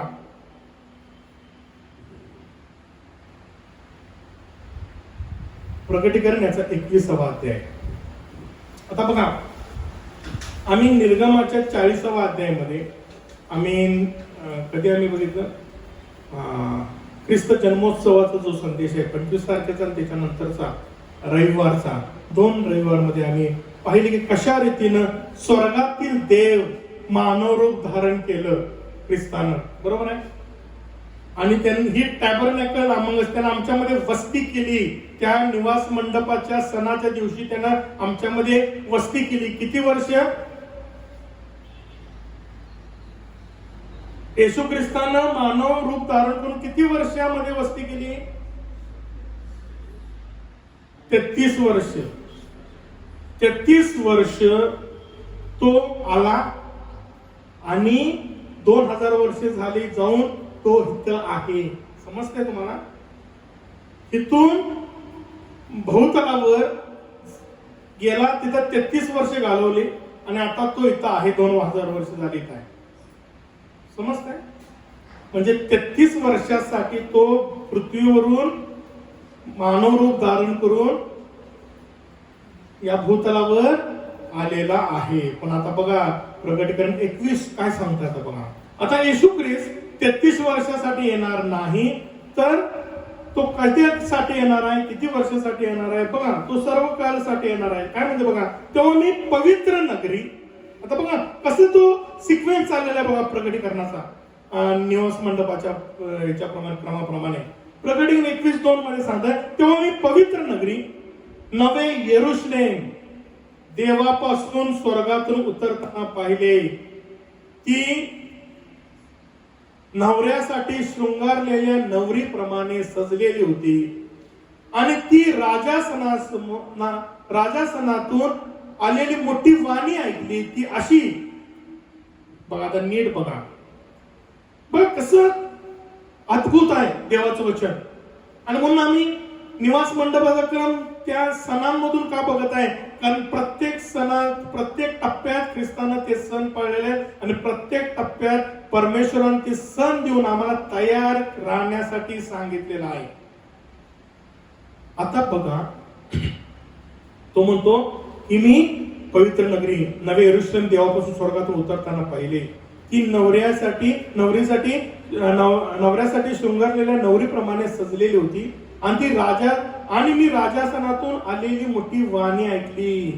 ती काय होती बघा, तो म्हणतो पहा, देवाचा मंडप. ज्या मंडपाचा आम्ही अभ्यास करत आहोत, परमेश्वर म्हणतो माझ्यासाठी निवास मंडप तयार कर, म्हणजे मी त्यामध्ये वस्ती करेन. तो मंडप, तो म्हणतो की देवाचा मंडप मनुष्याजवळ आहे. आता बघा, निर्गम मध्ये आम्ही बघितलं, परमेश्वर मोशेला म्हणाला माझ्यासाठी तू काय कर, निवास मंडप तयार कर, म्हणजे मी तुमच्या मध्ये वस्ती करीन. बघा, परमेश्वराला पहिल्यापासून माहित आहे आणि ती इच्छा आहे की त्याने मनुष्यामध्ये वस्ती करावी. म्हणून तिने छाया दाखवली होती निवास मंडपात वस्ती करावी. आता बघा, आणि आम्ही पाहतो की मंडपाच्या सणाच्या दिवशी त्याने वस्ती केली. येशू ख्रिस्त सुद्धा आम्ही पाहतो की ख्रिसमस मध्ये आलेला नाही, तो मंडपाच्या सणाच्या दिवशी त्याचा जन्म झालेला आहे. आम्ही मागच्या ह्याच्यात आपण अभ्यास केलेला आहे ख्रिस्त जन्मोत्सवाला. आता बघा, देवाचा मंडप मनुष्याजवळ आहे. त्यांच्या बरोबर देव आपली वस्ती करील. बघा, परमेश्वराचा अल्टिमेट एम आहे की परमेश्वरानं मनुष्यामध्ये सार्वकालिक वस्ती करावी. आणि तो पुन्हा तो मंडपच करत आहे. आणि तो मंडपाच्या सणाच्या दिवशी, तोच सण आता शेवटचा आहे मंडपाचा, की तो म्हणतो की मी ते मंडप उतरताना बघितलं आणि वाणी आली, पहा देवाचा मंडप मनुष्याजवळ आहे. त्याच्याबरोबर देव आपली वस्ती करील. नुसती वस्ती नाही, तो म्हणतो ते त्याचे लोक होतील आणि देव स्वतः त्यांच्या बरोबर राहील. आता बघा, निवास मंडपात तो त्यांच्या मध्ये होता नाही का.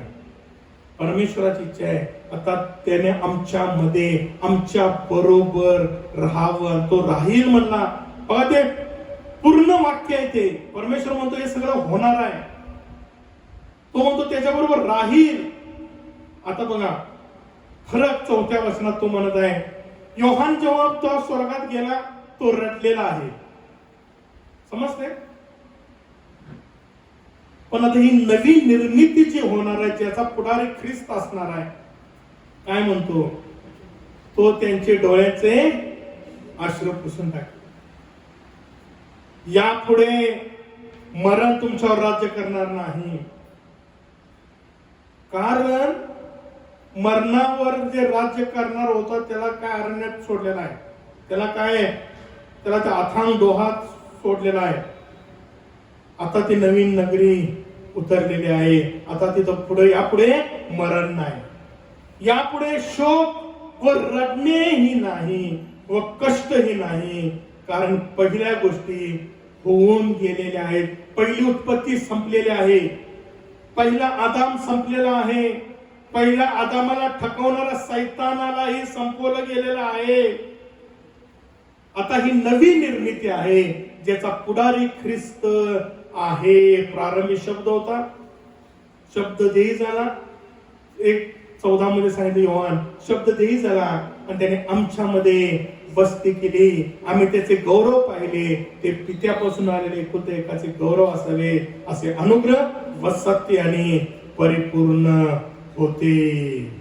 तर बघा आम्ही छावणीतून सुरुवात केली अभ्यासाला आणि पुन्हा आम्ही कुठे आलेलो आहोत? छावणीत आलेलो आहे. लक्षात ठेवा, छावणीतून सुरुवात केली, आम्ही पुन्हा छावणीतच आहोत. पण आता ही छावणी सैतानाच्या आधिपत्याखालची नाही. समजते तुम्हाला? पहिली छावणी कशा होती? ती सैतानाच्या आधिपत्याखाली होती. त्याचा पुढारी कोण होता? पहिला आदाम. त्या पहिल्या आदामानं ती पहिली छावणी सैतानाच्या स्वाधीन केली आणि मरण आलं, रडणं, शोक सगळं आलेलं आहे. आणि म्हणून आम्ही बघितलं मागच्या बायबलला की ही पहिली उत्पत्ती कणत आहे. कणत आहे, हा, त्या शोकानं कणत आहे. आता आम्ही बघा त्या छावणीतून सुरू केली, आम्ही त्या नव्या छावणीत आहोत. पण आता ही नवी छावणी कुठली आहे?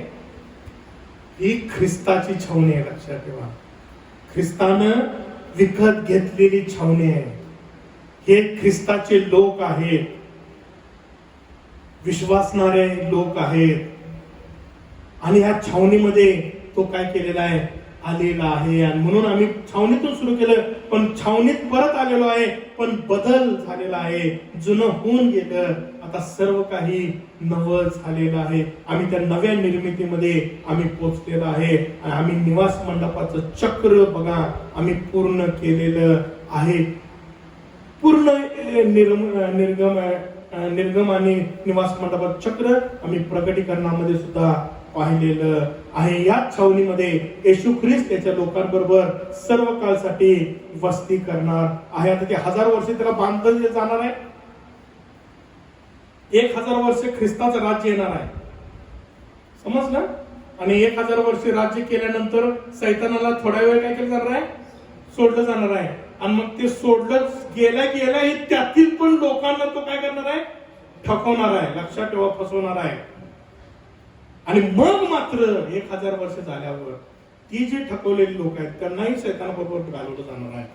आणि मग जो फिल्टर केलेला जो लोक समुदाय आहे तोच मात्र या नव्या यरूशलेममध्ये सर्व काळसाठी असणार आहे. म्हणून प्रकटीकरणाचं पुस्तक आहे स्वर्गीय निवास मंडपातील ख्रिस्त येशूच्या सेवे कार्याचं दर्शक असलेला मला पाहायला मिळत आहे. आणि म्हणून योहान 14:1 मध्ये तो म्हणतो तुमचे अंतःकरण अस्वस्थ होऊ नाही. आता मी मेन मुद्द्याला येत आहे. देवावर विश्वास ठेवा. माझ्या पित्याच्या घरात राहण्याच्या पुष्कळ जागा आहेत. नसत्या तर मी तुम्हाला तसे सांगितले असते. मी तुमच्यासाठी जागा तयार करायला जातो आणि मी जाऊन तुमच्यासाठी जागा तयार केली म्हणजे मी पुन्हा येऊन तुम्हाला आपल्या जवळ घेईन. आता हे कधी घेईन? तो तुताऱ्याच्या सणाच्या दिवशी येणार आहे आणि तो आम्हाला घेऊन जाणार आहे. यासाठी की जिथे मी आहे तिथे तुम्ही असावा. आम्ही बघितलं हा शेवटचा आदाम येशू ख्रिस्त कुठला आहे? स्वर्गातला आहे. आणि येशू ख्रिस्त इच्छा जिथं मी आहे स्वर्गात तिथं तुम्ही असावं त्या स्वर्गात. पित्याचं घर कुठं आहे? कुठं आहे पित्याचं घर? कुठं आहे? स्वर्गात आहे. जास्त आता विचार करू नका. आता एवढं वर्ष किती महिने आम्ही शिकलो. हे जे मी आता उभा आहे ख्रिस्ताच्या घरामध्ये, पित्याच्या घरामध्ये मी आता उभा आहे. तुम्हालाही उभा राहावं अशी इच्छा होत असेल तर आम्ही काय केलं पाहिजे? तो म्हणतो इथे राहण्याच्या जागा नाही. आम्हाला बरेचदा वाटते की स्वर्गात आमच्यासाठी सोन्या रुपयाची मडवलेली मोठे बंगले असणार आहेत. नक्कीच मलाही असं वाटतं. पण हे वचन जे आम्ही अभ्यासत आहोत ते त्या सोन्या रुपयाच्या घरापेक्षाही अधिक काहीतरी त्या वचनांमध्ये दडलेलं आहे. बघा, हे घर बांधणे म्हणजे आपल्या कॉन्ट्रॅक्टर सारखं नाही बरं का. वर्षानुवर्ष बिल्डिंग उभा राहायला लागलेली आहे. आज पहिला स्लॅब टाकून 10 वर्ष झाले, अजून तशीच पडलेली आहे. आहेत ना बिल्डर तसे? माहित आहे आपल्याला, अनेक बिल्डर आहेत. अनेक वर्ष रखडलेलं आहे नाही काय. मग आम्हाला असं वाटतं की 2 वर्ष येशू ख्रिस्त बी असाच बिल्डर आहे का काय? घर बांधून होतंय का नाही त्याचं? तो घ्यायला आम्हाला येतोय का नाही? बऱ्याच वेळेस आम्हाला शंका येते. पण प्रियांनो, ख्रिस्त घर बांधण्यासाठी स्वर्गात गेलेला नाही. कारण तिथं ऑलरेडी त्याने सांगितलेलं आहे की माझ्या पित्याच्या घरात राहण्याच्या पुष्कळ जागा आहेत. असत्या तर तुम्हाला मी सांगितलंच नसल्या नाही बाबा मी बांधायला जातो म्हणून. पण ऑलरेडी मी तो म्हणतो की मी आहे. नसत्या तर मी तुम्हाला सांगितलं असतं. बऱ्याच वेळेस आम्हाला असं वाटतं नाही का, आहे घर आहे नाही. येशू ख्रिस्त म्हणला घर आहे, पण बहुतेक जरा त्याला अजून सुशोभित करावं, इंटेरियर करावं असं ख्रिस्ताला वाटत असत.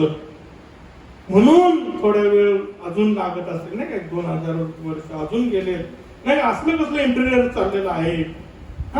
पण जेव्हा आम्ही वचनाचा अभ्यास करतो आम्हाला समजतं की या वचनामध्ये अधिक काहीतरी त्या इंटरनेट पेक्षा, त्या सोन्या रुपयाच्या घरापेक्षाही काहीतरी अद्भुत गोष्टी आहेत. जेव्हा आम्ही इब्रिकरास पत्र 9 अध्याय आणि 10 अध्याय आणि प्रकटीकरणामध्ये आम्ही पाहतो की येशू ख्रिस्ताच्या स्वर्गीय कार्याद्वारे आमच्यासाठी जागा तयार केली जात आहे. घरी जाऊन इब्रिकरास पत्र 9 अध्याय 10 अध्याय बघा. आम्ही या सगळ्या अभ्यासातून या अध्यायांचाच अभ्यास केलेला आहे. आणि प्रकटीकरणामध्ये सुद्धा आम्हाला पाहायला मिळतं की येशू ख्रिस्त त्याच्या स्वर्गीय कार्याद्वारे आज इथं पवित्र स्थानात जो ते कार्य करत आहे तो आमच्यासाठी स्वर्गातील जागा तयार तो केली करत आहे. आणि तो आमच्यासाठी अनेक गोष्टी करत आहे ज्याद्वारे आम्ही इथे येऊन राहावं. त्यासाठी तो आम्हाला तयार करत आहे. हे लक्षात ठेवा. येशू ख्रिस्ताला स्वर्गात न्यायाचे कार्य करणे गरजेचे होते जेणेकरून आम्ही तिथे वस्ती करावी. बघा, जोपर्यंत आमचा न्याय होणार नाही आम्ही तो वस्ती करू शकणार नाही. योहान 14:3 सांगते आणि मी जाऊन तुम्हासाठी जागा तयार केली म्हणजे मी पुन्हा येऊन तुम्हाला आपल्या जवळ घेईन यासाठी की जिथे मी आहे तिथे तुम्ही असावं. जर येशू ख्रिस्ताला आमच्यासाठी स्वर्गात जागा तयार करायची आहे तर मग आम्ही त्या जागेसाठी बघा, जर तो आम्ही इथे यावं, पण किती चांगला आमचा नाही का. आम्ही वधू आहे नाही का आणि वर आहे तो ख्रिस्त नाही का. बरोबर आहे ना. आता ख्रिस्त काय करत आहे? माझी वधू आहे जगात नाही काय. लग्नाच्या आधी किती सुंदर नाही का बेड आम्ही करतो नाही का, इंटेरियर करतो नाही का, आपापले रूम सजवतो नाही का आलेल्या वधूला भारी वाटावं नाही करतो ना. तर नाही करत. तसं ख्रिस्त आमची साठी तयारी करत आहे स्वर्गात. माझी वधू येणार आहे आता आणि तिचं सगळं काय असावं, सगळं सुटसुटीत असावं नाही का, सगळं सुरळीत असावं. तिला कशाची कमतरता पडू नये, तिला कशाचा त्रास पडू नये नाही का. सगळं व्यवस्था करत आहे. आणि वधू मात्र बाहेर उन्हातानात फिरत आहे, फाटके कपडे घालून फिरत आहे, वर वर वर वर फिरत आहे.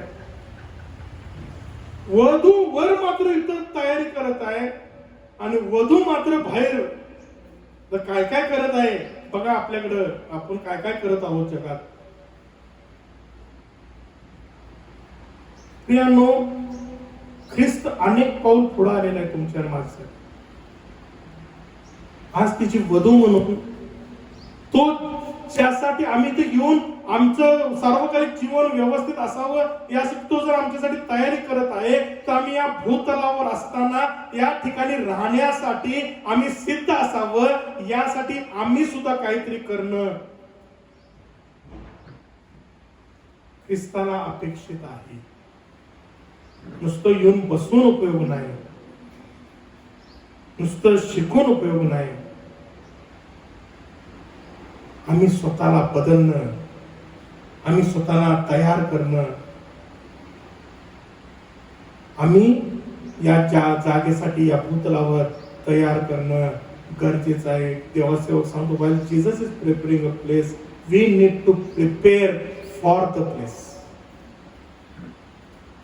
बघा, जर ख्रिस्त आमच्यासाठी जागा तयार करत आहे, तर त्या जागेसाठी आम्ही सुद्धा काय करावं, तयारी करावी. यासाठी योहान 14 आम्हाला सांगतं, 14 ते 17 मध्ये आम्हाला पाहायला मिळतं, येशू ख्रिस्ताने आम्हाला काय दिलेलं आहे, पवित्र आत्मा दिलेला आहे. तो म्हणतो, मी जाताना तुमच्यासाठी काय करेन, की त्याला विनंती करेन आणि तो तुम्हाला काय करेल, तो पाराक्लेत. पंडित रमाबाई म्हणते त्याला अर्थ नाही, अर्थ शब्दाला नाही, सगळ्या भाषांतरात मग मदतनीस म्हणलेला आहे, कैवारी म्हणलेला आहे, वेगवेगळे शब्द म्हणलेले आहेत, पण पंडित रमाबाईला त्या पाराक्लेटच्या ओरिजिनल शब्दाला सापडत नाही. ती म्हणून पंडित रमाबाईच्या भाषांतरामध्ये तो शब्द तसाच लिहिलेला आहे.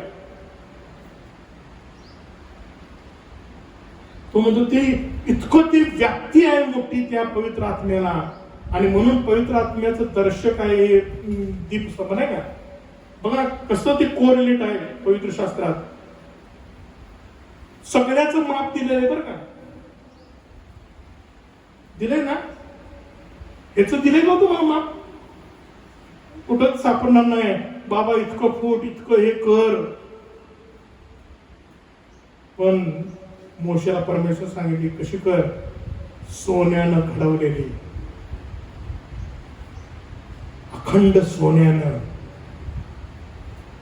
परमेश्वर काय सांगत आहे, याची किंमत तुम्हाला करता येणार नाही, याची मोजदाद तुम्हाला करता येणार नाही, पण एकच समजल की हे मौल्यवान आहे. समजते तुम्हाला. बायबलमध्ये प्रत्येक गोष्ट, बऱ्याच वेळा सगळी माप दिली, त्याला 5 फूट 5 दिले, याला 3 बाय 3 दिलं, सगळं माप दिले, ह्यालाच का दिलेलं नाही, का दिलेलं नाही. कारण परमेश्वराला दाखवायचं आहे की जो पवित्र आत्मा तुम्हाला दिलेला आहे तो सामर्थ्यशाली आहे, आणि तो का दिलेला आहे, तर तुम्हाला त्याच्याबरोबर चालावं. तो म्हणतो तो मदतनीस आहे, तो तुम्हाला हाताला हात धरून तो तुम्हाला चालवणार आहे. बघा, ख्रिस्त जेव्हा पवित्र स्थानात आला तुमच्यासाठी तयार करायला, त्यानं तुम्हाला एकटं सोडलं नाही. तो म्हणतो मी तो देवाचा आत्मा तुमच्याकडे पाठवणार आहे, तो तुम्हाला चालवणार आहे, आणि तो चालवत तो तुम्हाला त्या जागेसाठी काय करणार आहे, तयार करणार. पण प्रश्न आहे, आम्ही त्या आत्म्याच्या प्रेरणेनं चालतो का त्या पहिल्या आदमासारखं तुझ्या इच्छेप्रमाणे नाही तर सगळं माझ्या इच्छेप्रमाणे होऊ दे म्हणतो का, तो ख्रिस्त जो शेवटचा आदम आहे तो म्हणतो की माझ्या इच्छेप्रमाणे नव्हे तर तुझी इच्छा पूर्ण हो. आणि जेव्हा आम्ही म्हणतो माझी इच्छा नाही तर तुझी इच्छा पूर्ण हो, म्हणजे काय करतो आम्ही, त्या पवित्र आत्म्याच्या मार्गदर्शनाने आम्ही काय करतो, परमेश्वर तू मला चालव, तू मला मार्गदर्शन कर, आणि त्याप्रमाणे मी काय करणार आहे, चालणार आहे. प्रिय येशू ख्रिस्त त्याच्या स्वर्गीय कार्याद्वारे आमच्यासाठी स्वर्गात जागा तयार करीत आहे. आम्ही पवित्र आत्म्याच्या द्वारे या जगामध्ये असताना या जागेसाठी स्वतःची काय करावी, आम्ही तयारी करावी. आम्ही निवास मंडप आणि प्रगटीकरण याचा अभ्यास करत आहोत, आणि येणाऱ्या दिवसांमध्ये सुद्धा आम्ही याचा अभ्यास करणार आहोत. आणि हा अभ्यास करणं प्रियनो फार गरजेचं आहे. हा अभ्यास तुमच्यासाठी आणि माझ्यासाठी फार महत्वाचं आहे. एवढंच नाही तर निवास मंडप हा जुन्या करारातील सणांचाही नमुना आहे. निवास मंडपाचा क्रम आणि सणाचा क्रमही आम्ही आता बघितलं की तो सारखाच आहे. जर 5 सण ख्रिस्तानं पूर्ण केलेला आहे, 4 सण पूर्ण केलेला आहे, तर तो 3 सण हे काय करणार आहे? पूर्ण करणार आहे. आणि तो त्या वेळेलाच करणार आहे. कारण प्रत्येक पैलूवर आम्ही आता पुढच्या ह्याच्यापासून आम्ही ख्रिस्ताचं कॅलेंडर बघणार आहोत. ख्रिस्तानं त्याचं कॅलेंडर कसं पूर्ण केलं, म्हणजे आता आम्ही पुढच्या घटना कशा पाहू शकतो की त्या घडणार आहे, याचाही अभ्यास आम्ही येणाऱ्या दिवसांमध्ये आम्ही करणार आहे. कशासाठी करणार आहे? फक्त आमचं ज्ञान वाढवून, अरे तुम्हाला काय माहित नाही, आम्हाला जास्त माहित आहे त्यासाठी नाही, तर ख्रिस्त इथं आमच्यासाठी तयारी करत आहे. तर आम्ही या भूतलावर असताना स्वतःची तयारी करावी. आम्ही ते ख्रिस्ताचं येणं समोर ठेवावं आणि गाफील राहू नये. तर जशी घटका जवळ येत चाललेली आहे, आम्ही काय करावं? अधिक जोरानं आम्ही काय करावं? धावावं. बघा, धावणारे जसं शेवट येतो ना, तसं ते अधिक जोर लावून काय करायला लागतात? पळायला लागतात. प्रियांनो, तुम्ही आणि मी त्या शेवटच्या काळामध्ये आहोत. शेवटचा लॅप राहिलेला आहे आणि जो ताकद लावून तो पळणार आहे, तोच तिथं काय करणार आहे? पोहोचणार आहे. नाहीतर त्या मूर्ख कुमारी सारखं आम्हाला ते गाफील राहिले. आणि देवाचं वचन सांगतं, कॅलेंडर फार महत्वाचा आहे. जेव्हा हिब्रू शब्द आम्ही बघतो आणि आम्ही शिकणार आहे, येशू ख्रिस्त जेव्हा येणार आहे ना, तेव्हा ती अमावस्याची रात्र असणार. बायबल क्लिअर सांगतो जेव्हा तो येणार आहे.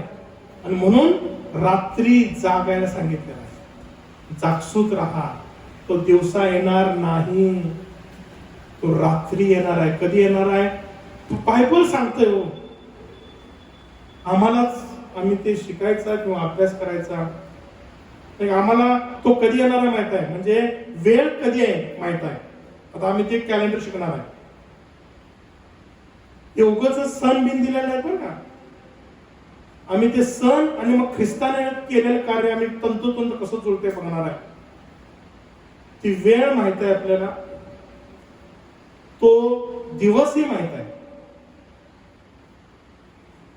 तो कसा येणार आहे तेही माहित आहे, तो येऊन काय करणार आहे तेही माहित आहे.